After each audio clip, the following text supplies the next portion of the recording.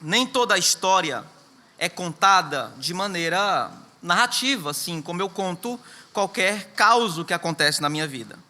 Nem toda história é contada da mesma maneira e tem o mesmo foco. Algumas histórias são para fazer divertir, e é por isso que eu as conto. Algumas histórias são para fazer chorar, e é por isso que eu as conto. Algumas são para trazer comoção, outras são para fazer com que as pessoas compartilhem da mesma alegria. Histórias têm motivos diferentes para serem contadas, mas nem toda história é contada apenas por meio de verbalização. Algumas histórias são vividas em todo o seu significado, não por serem narradas, mas por serem comemoradas. Por exemplo, o significado do casamento é revivido em todo o jantar, de ano de casado, 50 anos, um jantar 10 anos, um jantar 5 anos, um jantar, e o aniversário de casamento não é um momento onde onde eles se juntam para contar a história de novo, para falar em ponto a ponto, mas ele acontece para que naquela comemoração se reviva o seu significado. Algumas histórias valem muito e são muito significativas, e para serem contadas devem ser celebradas. É o que nós encontramos em Deuteronômio capítulo 16, versículo 1. Diz assim o texto: guardem o mês de Abibe, e o mês de Abibe celebrem a Páscoa do Senhor, seu Deus, porque no mês de Abibe o Senhor, seu Deus, os tirou da terra do Egito de noite. Nós temos aqui um chamado à celebração da Páscoa para o povo judeu. O chamado para essa celebração tem um motivo específico. Há um significado colocado nessa celebração.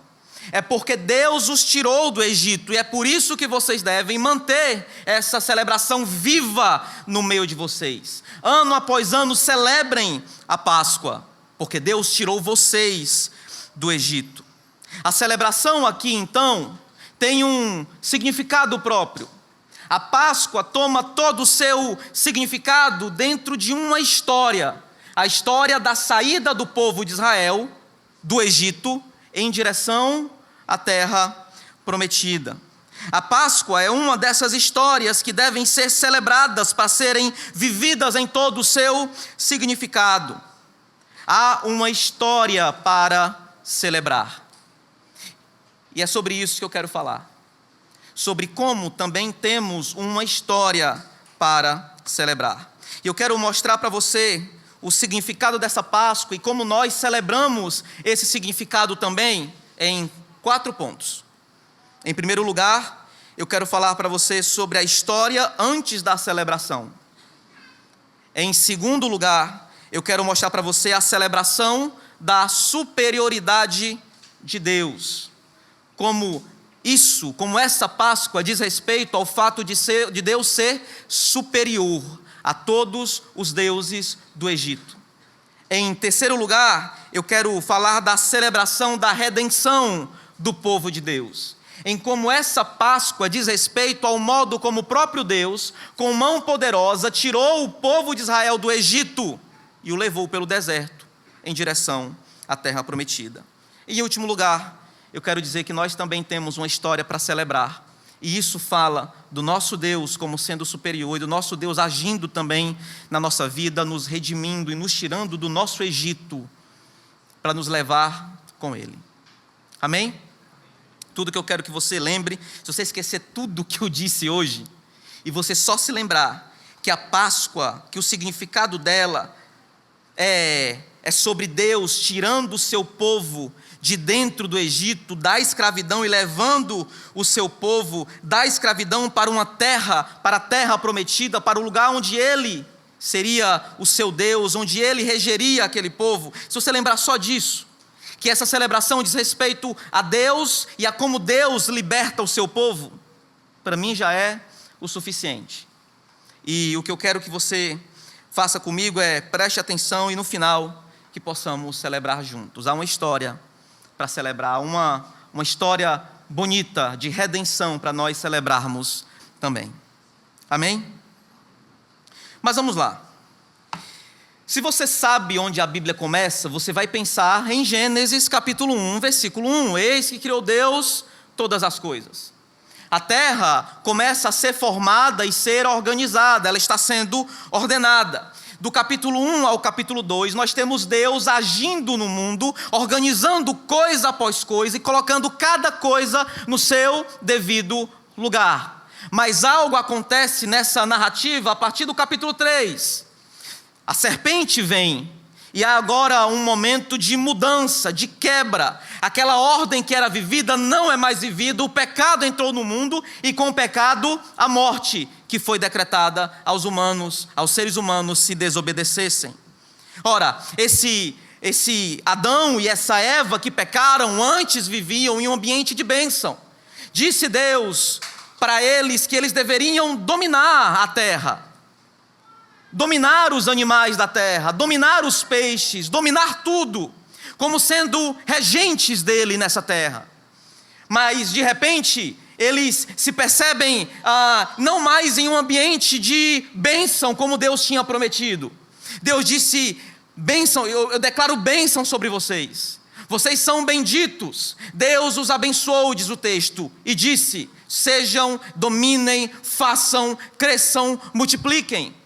Mas de repente há um momento de quebra no capítulo 3. E a história parece dar um giro total.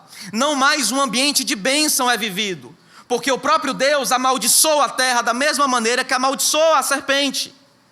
E ao invés da bênção, agora a vida de Adão e a vida de Eva deveria ser vivida dentro de um ambiente de maldição. Mas onde está então a bênção de Deus? Perdeu-se a bênção de Deus. Como então vivê-la? Como então resgatá-la? Como então voltar a isso? Deus faz uma promessa no capítulo 3, no versículo 15. Diz que alguém virá da semente da mulher e ele mesmo irá pôr um fim nisso tudo. Ele vencerá a serpente, desfará tais obras. Mas não se encontra alguém desta maneira em toda a narrativa bíblica de Deuteronômio. De repente estamos perdidos. Os seres humanos estão cada vez piores. E a terra cheia agora de maldição e de pecado, porque ao invés de se multiplicarem e viverem debaixo da ordem de Deus, eles crescem, se multiplicam, e o pecado também cresce e se multiplica. Mas em Gênesis 12, há outro momento muito importante para tudo isso. Para que a gente entenda a Páscoa e o que acontece na Páscoa, nós precisamos entender o que acontece com um homem chamado Abrão. Deus fala com um homem chamado Abrão. Capítulo 12, versículo 1 diz o seguinte: o Senhor disse a Abrão: saia da sua terra, da sua parentela e da casa de seu pai, e vá para a terra que eu vou mostrar a você. Farei de você uma grande nação e o abençoarei e engrandecerei seu nome. Seja uma bênção, abençoarei aqueles que o abençoarem e amaldiçoarei aqueles que o amaldiçoar. E em você serão benditas todas as nações, as famílias da terra. Meus irmãos, nós temos agora não simplesmente um ambiente de maldição, mas Deus declara bênção sobre um homem. Se você me pergunta onde está a bênção então, que foi perdida naquele momento depois do pecado, eu lhe digo que Deus elege um homem, levanta um homem chamado Abraão, para que por meio dele venha a bênção.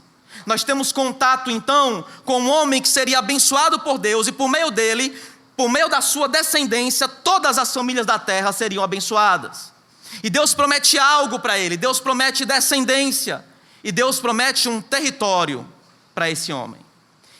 Filhos e terra é o que Deus promete para esse homem. E esse homem peregrina, ele anda por muitos locais e Deus reafirma em muitos momentos a sua promessa. Capítulo 13, versículo 14, ele diz o seguinte: e o Senhor disse a Abrão, depois que Ló se apartou ou se separou dele: erga os olhos e olhe de onde você está para o norte, para o sul, para o leste e para o oeste.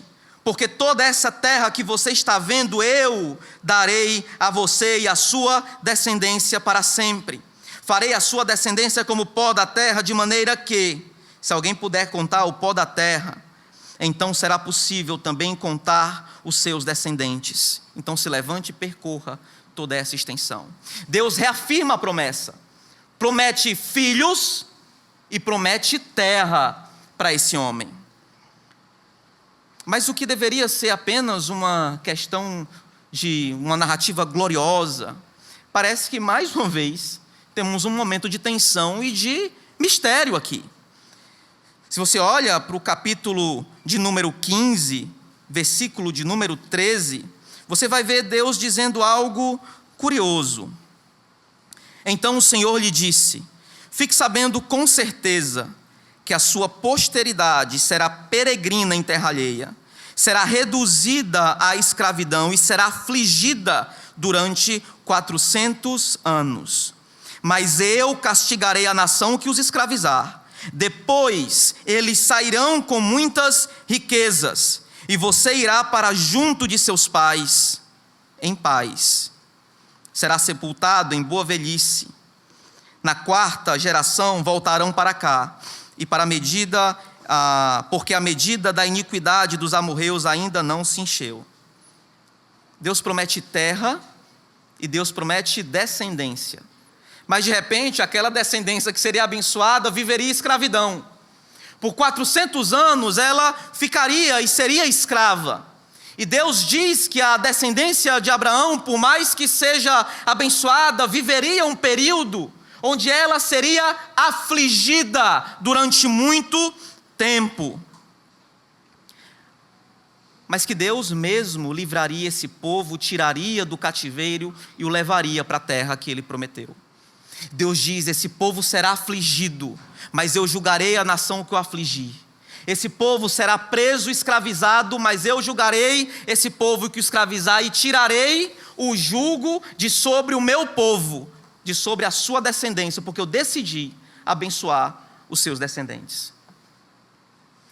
Nós sabemos que a história continua e um jovem chamado José acaba no Egito, começa a tomar posição naquele lugar e de repente, fome na terra, Israel e toda a sua família vai para o Egito e lá eles têm provisão e lá Deus os guarda. Mas no finalzinho de Gênesis, no capítulo 50, nós vemos o nosso querido José fazendo uma menção importante. Ele diz no capítulo 50, nos versículos 24 e 25, ele diz o seguinte: José disse a seus irmãos: eu vou morrer em breve, mas Deus certamente visitará vocês e fará com que saiam desta terra para ir para a terra que jurou dar a Abraão, a Isaque e a Jacó. José sabe das promessas que Deus tem. José sabe que Deus prometeu duas coisas para Abraão, seu pai: descendência e terra. E que o povo iria ficar preso por muito tempo em algum lugar, mas que Deus iria tirar o povo da sua escravidão. José então diz: é certo que Deus os levará, porque Deus mesmo disse que iria levar o povo de Israel. O Deus de Abraão, de Isaque e de Jacó iria tirar o povo e levá-lo para a terra que prometeu. José, sabendo em quem confiar, reafirma isso: se preparem, porque eu vou morrer, mas vocês vão sair daqui. O próprio Deus disse que vocês vão sair daqui. E quando vocês saírem, não se vocês saírem, quando vocês saírem, leve meus ossos. Quero ser enterrado com os meus pais. Isso pode parecer esquisito, começar a entender a Páscoa por aqui, mas por que você acha que Êxodo começa desse jeito? São estes os nomes dos filhos de Israel que entraram com Jacó no Egito, cada um segundo a sua família, e ele descreve. No versículo 7 ele diz: mas os filhos de Israel foram fecundos, aumentaram muito, e se o quê? multiplicaram e se tornaram extremamente fortes, de maneira que a terra se encheu deles. O que é que Deus prometeu para Abraão? Uma descendência como a areia do mar. Se eu não entendo as promessas que Deus fez para Abraão, eu não sei o porquê que Moisés escreveu isso. A descrição é a seguinte: Deus deu descendência para esse homem. Assim como Deus prometeu que ia dar descendência, esses filhos de Abraão cresceram e se multiplicaram muito. Mas o problema vem agora, versículo de número 13. Nesse processo de crescimento, diz assim: então os egípcios com tirania escravizaram os filhos de Israel e lhes amargaram a vida com dura servidão, preparar o barro, fabricar tijolos e fazer todo tipo de trabalho no campo. Todo serviço lhes era imposto com tirania. Vocês lembram do que havia na cabeça de José? Deus prometeu levar o povo vai sair. Mas vocês lembram o que Deus prometeu para Abraão? O que ele disse que ia acontecer? A tua descendência vai ser escrava de alguma nação, mas eu mesmo vou visitar a nação de vocês, a sua nação, todas as pessoas que vierem de você. Não se preocupe, eu vou julgar esse povo. Deus prometeu duas coisas para Israel, para Abraão: descendentes e terra. E disse: mesmo escravos, eu visitarei e tirarei esse povo do jugo e o levarei para a terra que eu prometi. Imagina então ler esse texto, sabendo que Deus não quebrou as suas promessas e que já há um povo numeroso como a areia do mar, mas que ainda é escravo. Há uma expectativa enorme de libertação agora. A expectativa é de quando Deus, enfim, vai libertar o seu povo. Porque Israel já é grande e vive debaixo de opressão. Então falta algo, falta liberdade. Falta algo para ser vivido.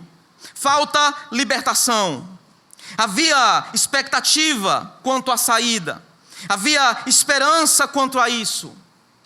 E Êxodo, do capítulo 1 ao capítulo 15, vai tratar exatamente sobre como Deus libertou o seu povo do cativeiro, cumprindo o que tinha prometido: juízo sobre quem o escravizou e liberdade para o povo para quem Ele quer dar a terra. Amém? Bem, Deus nesse momento começa um processo de revelação. Ele começa a se mostrar para Israel. Se mostra para Moisés, se revela para Israel, e do capítulo 1 ao capítulo 15, nós temos o processo de como Deus se mostra superior a todos os deuses do Egito, e como Ele mostra que Ele pode redimir o seu povo, o tirando da escravidão.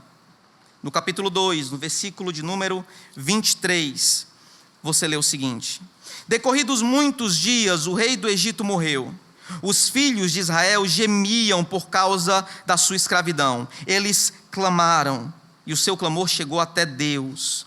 Deus ouviu o gemido deles e lembrou-se da aliança com Abraão, com Isaque e com Jacó.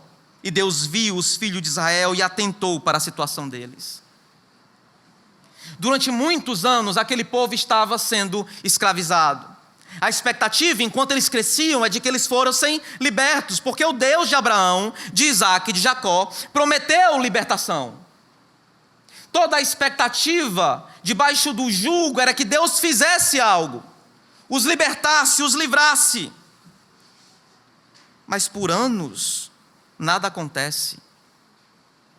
Mas em algum momento, Deus ouve o clamor do seu povo. Deus começa a se revelar a partir do momento em que ouve o clamor do seu povo. Deus não estava alheio à circunstância. Deus não estava afastado da circunstância. Poderemos dizer que Ele estava oculto, mas nunca longe, nunca indiferente. Deus estava longe, mas agora Ele se mostra. E neste ponto, Ele começa a agir. Capítulo 3, versículo 7. diz o seguinte: então o Senhor continuou: certamente vi a aflição do meu povo, que está no Egito, e ouvi o seu clamor por causa dos seus feitores. Eu conheço o sofrimento do meu povo, por isso desci a fim de livrá-lo das mãos dos egípcios, e para fazê-lo sair daquela terra e levá-lo para uma terra boa e ampla, terra que mana leite e mel, lugar do cananeu, do eteu, do amorreu, do ferezeu, do eveu e do jebuseu. Pois o clamor dos filhos de Israel chegou até mim, e também vejo a opressão com que os egípcios os estão oprimindo. Agora venha, e eu o enviarei a Faraó, para que você tire do Egito o meu povo e os filhos de Israel. Meus irmãos, isso é ou não é uma lembrança da sua promessa? Deus fez o povo crescer debaixo de escravidão, e Deus agora vai tirar o seu povo do Egito. Ele desce para livrá-los, ele desce para fazer com que os egípcios percam o poder, quebre o poder dos egípcios sobre o povo de Israel, e ele vai cumprir aquilo que prometeu. Já tem descendência, agora eu vou tirar vocês do Egito para dar a terra para vocês. Deus está cumprindo as suas promessas. Nesse sentido, Deus começa a agir, e a gente vai perceber que a ação de Deus não é outra senão aplicar juízo com mão forte sobre o povo do Egito, para provar não só que Ele é quem Ele é, mas para provar que o povo de Israel é diferente do povo do Egito, que Ele é superior a todos. E a partir do momento em que ele faz diferença entre ele e os outros deuses, ele faz diferença entre o povo de Israel, o seu povo, e o povo do Egito. No capítulo 6, no versículo 1, diz assim: então o Senhor disse a Moisés: agora você verá o que eu vou fazer com Faraó, pois por mão poderosa os deixará ir, e por mão poderosa os expulsará da sua terra. Deus falou a Moisés o seguinte: eu sou o Senhor. Apareci a Abraão, a Isaque e a Jacó como Deus Todo-Poderoso, mas pelo nome o Senhor não lhes fui conhecido. Também estabelecerei a minha aliança com eles, para dar-lhes a terra de Canaã, a terra em que viveram como estrangeiros. Eu também ouvi os gemidos dos filhos de Israel, os quais os egípcios escravizaram, e me lembrei da minha aliança. Portanto, diga aos filhos de Israel: eu, o Senhor, vou livrá-los.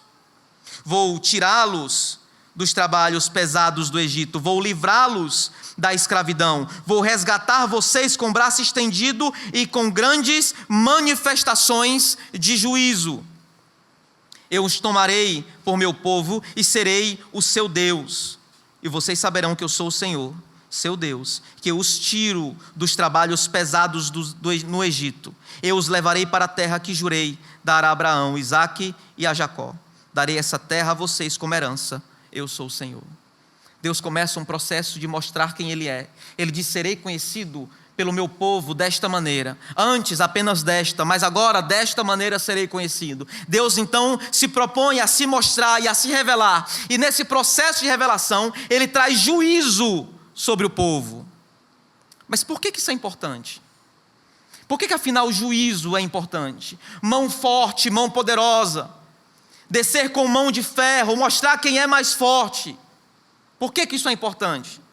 Porque todo o processo das pragas que nós vemos acontecer nos capítulos de Êxodo é um processo de Deus revelando que Ele é o Senhor. Um processo em que Deus mostra que Ele é diferente dos deuses do Egito, que Ele é superior aos deuses do Egito, que Ele tem poder para tirar o povo de lá.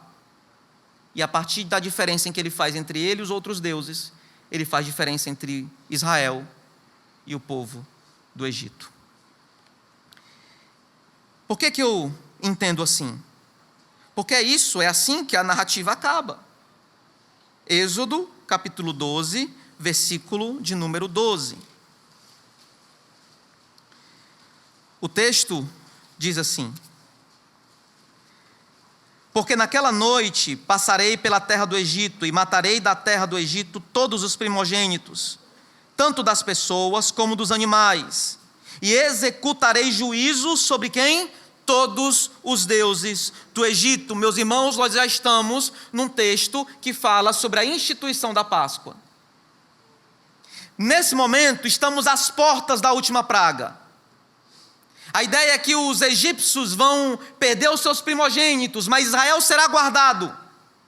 Isso mostra a diferença que Deus faz entre ele e todos os outros deuses. Logo, as pragas não são simplesmente momentos em que Deus acha que deve fazer algo ou punir o povo porque escravizou. É uma questão teológica. Deus está vencendo os deuses do Egito. Deus está dizendo que não há outro com tanto poder como ele. Deus está dizendo que não há outro tão poderoso, que seja Senhor de tudo, porque o próprio faraó, como regente e governador do Egito, não é mais poderoso que o Senhor. Então ele faz diferença entre ele e todos os outros, porque Deus tem todo o poder. Deus se manifesta como aquele que é superior. E ele faz isso, ele visita o seu povo, trazendo juízo. Então, quando você olha para as pragas, você não está olhando simplesmente para a destruição. Você está olhando para manifestações de diferenciação. Deus está dizendo, ainda resta dúvida que eu sou superior. Vocês ainda guardam outros deuses. Eu vou provar que vou tirar meu povo daqui. O último é Faraó. Meus irmãos, estamos diante de um Deus mostrado em Êxodo, que não só promete, mas tem poder o suficiente para cumprir aquilo que prometeu. E eu não estou falando das promessas que alguém lhe fez em algum momento espiritual, sabe-se lá o quê, que falou que você tem promessa ou isso ou aquilo outro. Deus se responsabiliza pelo que Ele diz, e não pelo que alguém te disse, mas pelo que Ele disse. E nesse momento, velando pela sua palavra, Ele mostra não só que promete, mas que Ele tem poder para cumprir o que Ele promete. Deus se revela como sendo o Senhor, aquele que é sobre tudo, Deus de deuses, não igual, superior. A Páscoa, então, é a celebração dessa superioridade, porque Deus venceu os outros deuses do Egito, porque nenhum se comparou a Ele, porque não há outro que se lhe seja igual, não há ninguém, nenhum ídolo que possa ser feito, que supere o Senhor, nosso Deus, Deus de Abraão, de Isaque e de Jacó. Nas 10 pragas, Deus lança punição sobre os deuses do Egito. Ele não está vencendo só a nação, ele está vencendo a ideia de deuses que eles têm. Ou seja, Deus está mostrando que tem mais poder do que aquilo que os egípcios acham que tem mais poder. Quando Deus se revela como o Senhor, Ele revela todo o seu poder, todo o seu juízo. E de repente, meus irmãos, aquilo que era impossível, como diz a música, começa a parecer verdade. Porque antes, sem esperança, apenas com expectativa qualquer, de que em algum momento eles pudessem sair. Mas agora não, Deus tem se manifestado de maneira poderosa. Ele tem mostrado todo o seu poder e o seu braço forte. Ele tem mostrado que é superior a qualquer outro Deus, qualquer outro que almeje proteger os egípcios. Deus tem se mostrado superior. A celebração da Páscoa, então, é a celebração de um Deus que é superior, que se mostrou superior, que se mostrou fiel às suas promessas, que se mostrou poderoso para cumprir tudo aquilo que Ele prometeu. Mas se já sabemos que essa história começa antes da Páscoa, com Abraão, a promessa e o cumprimento dessa promessa é, na verdade, uma celebração, que a Páscoa é uma celebração nesse momento desse Deus superior, que Ele faz diferença entre Ele e outros deuses. Resta nos perceber agora que no momento em que Ele lança juízo sobre o Egito, Ele também está fazendo diferença entre o seu povo e quem não é o seu povo. Se você olhar de novo para Êxodo, capítulo 3, versículos 7 ao 10, você vai ver que Deus está disposto a livrar o seu povo do Egito. Aquele povo que é dele, ele ouve o clamor do seu povo. E mais uma vez, no capítulo 6, ele se dispõe a livrar o seu povo da escravidão. Há algo importante a ser visto aqui. Que Deus está preocupado em cumprir a promessa que fez para os seus, para aqueles que são dele. Então, não só a bênção vai decair sobre a vida de Israel, mas nesse momento toda a proteção e providência sobre o povo. E, muito obrigado.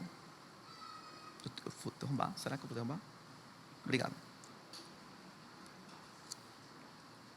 E de repente, vamos perceber aqui que Deus não está simplesmente se mostrando. Ele, quando se revela, ele prova quem é dele e quem não é. Por exemplo, Êxodo, capítulo 20, versículo 1 e 2.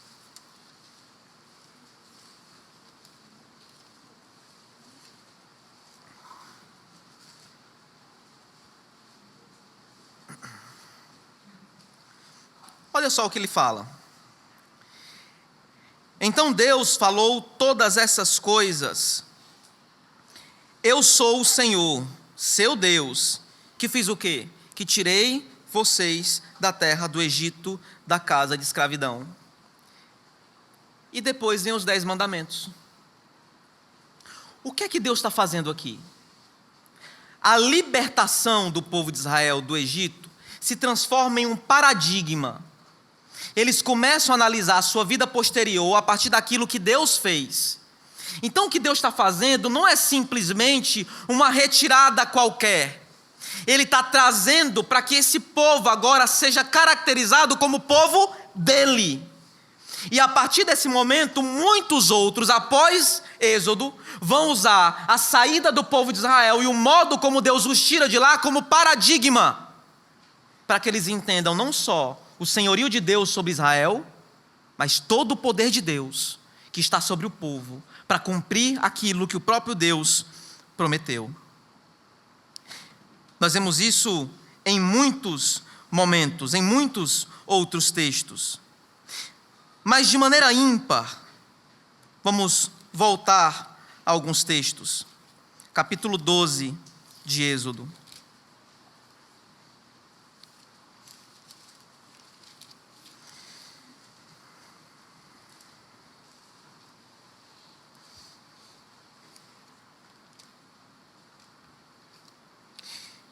Desculpa, capítulo 11, versículo de número 7.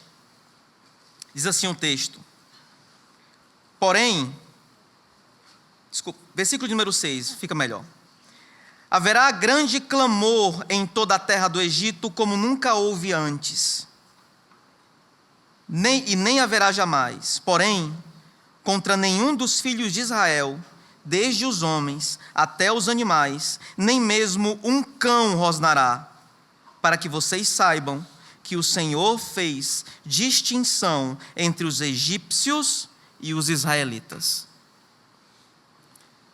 É o mesmo contexto das pragas. É pré-Páscoa. Logo depois vem a instituição da Páscoa. Por que Deus está aplicando o juízo? Para que todos saibam que Ele lida com seu povo de maneira direta. Para que saibam que aquela celebração não é simplesmente uma bobagem. É para que se perceba não só que Ele é superior, mas de que um certo povo é dele. Ele faz distinção entre ele e os outros deuses, para que a partir disso se faça distinção entre o povo dele e todos os outros povos. Todo o poder aplicado aqui, então, era para tornar não apenas ele visivelmente Senhor, para que a fama dele corresse, como correu, por exemplo, em Josué. Raabe diz: aquilo que Deus fez no Egito veio para todas as nações, todo mundo agora sabe. A sua fama correu. O Egito era uma potência naquela época, uma grande nação. E Deus pôs abaixo aquele lugar. A única coisa que se pensaria é: que Deus terrível, que povo terrível. E neste momento, Deus faz não só distinção entre ele e outros deuses, mas entre o seu povo e qualquer outro povo. E neste momento, Deus vai começar a tirar o povo de Israel de dentro do Egito. A Páscoa, então, é um momento que celebra a saída do povo, a distinção do povo. Israel não é a mesma coisa, não deve ser entendida como sendo parte do Egito. Por isso é tão agressivo quando Deus tira o povo e o povo começa a murmurar como se no Egito fosse melhor. Deus mostrou todo o seu poder, mostrou toda a sua glória, fez milagres, e de repente o povo não entende que eles não são iguais. A celebração então não é apenas da superioridade de Deus, mas da distinção que Deus fez e da libertação que Deus operou, porque agora o povo definitivamente vai sair. A Páscoa é celebrada antes da saída. Nem deixem o fermento pegar aí, porque vocês vão sair rápido. Celebre essa Páscoa vestido com chinela, com cinto e de boné, porque vocês vão sair para já, meus amigos. Não vai demorar. Fiquem vigilantes. A Páscoa, então, é o momento em que o povo celebra a sua saída, a sua libertação, a sua redenção. E no Êxodo, a ideia de redenção, de liberdade, de purificação, também tem resquícios geográficos. Deus tira Israel do Êxodo para provar que esse povo é distinto, não deve se misturar, não são iguais. Logo, se a Páscoa é a celebração de um Deus que é superior, a Páscoa também é a celebração de um povo que foi liberto, de um povo que foi redimido, de um povo que foi salvo da escravidão, de um povo cujo jugo foi quebrado, de um povo que agora não sofre mais debaixo do juízo do Egito, mas de um povo que agora prova da providência do seu grande Deus, cumprindo todas as suas promessas. Redenção, liberdade, escravidão, o plano de Deus para isso. Tudo isso, meus irmãos, são um plano de fundo para a Páscoa. Se você não entende todo esse caminho, celebrar a Páscoa é bobagem.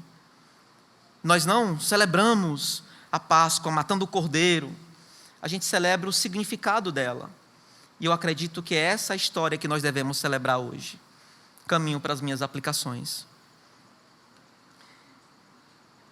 Se há significado nisso que nós vimos, é que duas coisas devem ser lembradas como fazendo parte do significado desta celebração. É que a Páscoa celebra a Deus. Por vezes, nós aproveitamos esse tempo para tudo que você pode imaginar, meu irmão. Nós visitamos as famílias e continue visitando. A gente tira para descansar e continue descansando.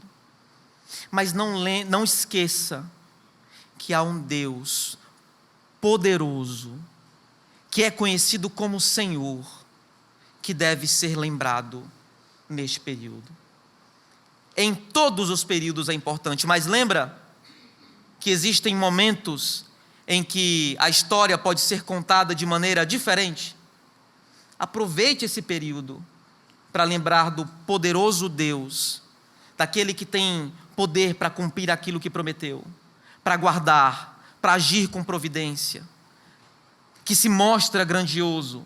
que se mostra poderoso. E ao invés de celebrar qualquer outra coisa, lembre-se de celebrar o Senhor, nosso Deus, que se mostra e que nos tirou do nosso próprio cativeiro. Se alguém é para ser celebrado aqui, é a Deus que tirou seu povo do Egito, assim como nos tirou da nossa própria escravidão. Há muito poder aplicado no Egito, da mesma maneira que há muito poder aplicado sobre todos nós, nos fazendo morrer para a carne e nos fazendo reviver para Deus.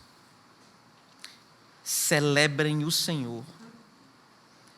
Estamos aqui hoje para celebrar esse Deus poderoso, que tem poder para salvar, que tem poder para libertar, que tem poder para redimir, que pôde e pode tirar o jugo da escravidão de sobre as nossas costas. Se você quer um segundo motivo para celebrar, celebre liberdade. Porque Páscoa tem a ver com o fato de que Deus libertou seu povo, os redimiu. Eles não fazem mais parte do Egito. Eles não são mais escravos. Se há algo que nós podemos celebrar hoje, é o fato de que nós somos libertos, meus irmãos. Nós não precisamos mais viver da maneira antiga. Nenhum de nós precisa. Eu sei que às vezes até vive, não deve. Mas é bom lembrar que você não precisa usar as armas das trevas se você foi transportado para o reino da luz. É uma linguagem de Êxodo também. Você sai de um lugar e você vai para outro. Participamos de outro reino, somos agora livres, não estamos mais debaixo do jugo. Nós fomos libertos pela ação poderosa do nosso grande Deus. Nós não vivemos mais como escravos. A escravidão não é algo agora que nos amarra, que nos agarra, que nos prende. O nosso jugo foi quebrado porque conhecemos o Senhor. Celebre redenção, meus irmãos.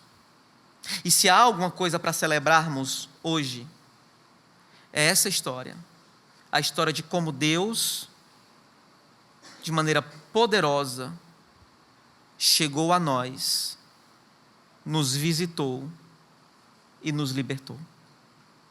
Há uma história de libertação que só pode ser vivida pela operação desse poderoso Deus. Alguns de nós viveram essa história, outros não.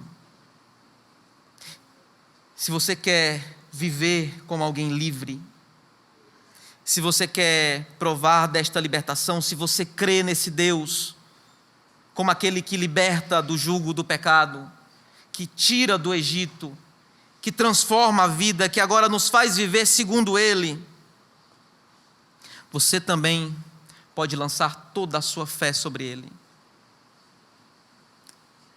Alguns egípcios acabaram acreditando nesse Deus poderoso, e eles, foram embora com Israel.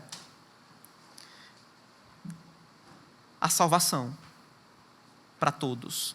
Mesmo que você não faça parte dessa igreja hoje, há salvação para você. A salvação não é exclusiva para a Igreja Batista Manaim. Se você hoje ouve essa mensagem, você tem a possibilidade de contar, de celebrar uma história. A história da sua redenção. A história da sua libertação. Porque Deus, com mão poderosa, pode tirar você da escravidão. Volto para Deuteronômio, capítulo 16. O texto diz: guardem o mês de Abibe e celebrem a Páscoa do Senhor, seu Deus, porque no mês de Abibe, o Senhor, seu Deus, os tirou da terra do Egito de noite. Deve haver celebração. Se há uma palavra constante nessas festas, e no capítulo 16, é a alegria. Celebrem com alegria, alegrem-se diante do Senhor. Meus irmãos, contamos isso com tristeza, claro, porque lembramos do passado, mas com júbilo, porque lembramos do poder de Deus. lembramos que Ele nos tirou, que cantemos essa história, que celebremos essa história, que celebremos o grande Deus, que celebremos sua grande obra, mas que, sobretudo, que isso vire memória, que nós não esqueçamos, dia após dia, ano após ano, que nós nos lembremos disso, porque Deus, com seu grande poder, redimiu, libertou o seu povo, da mesma maneira que em Cristo Jesus fez com cada um de nós, e pode fazer com você também. Amém? Vamos orar. Deus, que o Senhor